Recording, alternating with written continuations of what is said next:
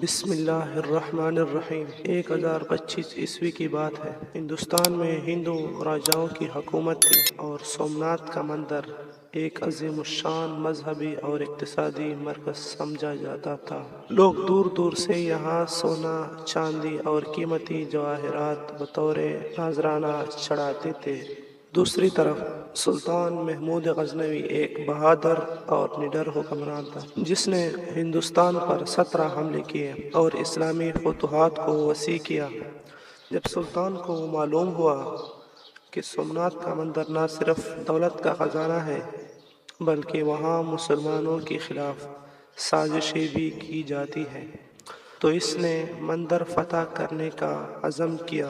سلطان محمود غزنوی اپنے 30,000 کے لشکر کے ساتھ سخت موسم اور مشکل راستوں میں گزرتا ہوا سومناتھ کے قریب پہنچا۔ ہندو راجاؤں نے اس کی آمد کی خبر سنی تو ایک بہت بڑا لشکر مندر کی حفاظت کے لیے تیار کر لیا۔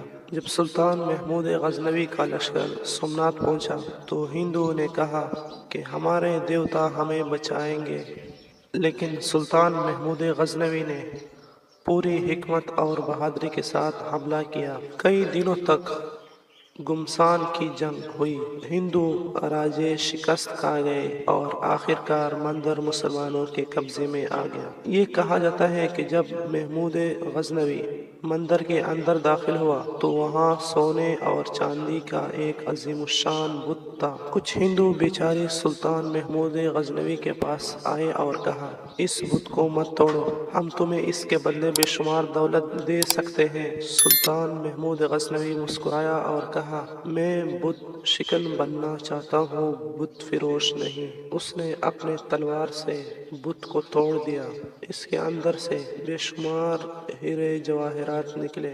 اس کہانی کا تاریخی نتیجہ یہ ہے کہ یہ حملہ ہندوستان کی تاریخ میں ایک نیا موڑ ثابت ہوا۔ سومناتھ کی فتح سے مسلمانوں کی عظمت اور سلطان محمود غزنوی کی بہادری کو دنیا نے تسلیم کیا۔ آج بھی تاریخ میں سلطان محمود غزنوی کو ایک شجاع اور نڈر فاتح کے طور پر یاد کیا جاتا ہے۔ یہ کہانی ہمیں یہ سکھاتی ہے کہ حوصلہ، حکمت اور ایمان سے بڑے طاقتور کو شکست دی جا سکتی ہے۔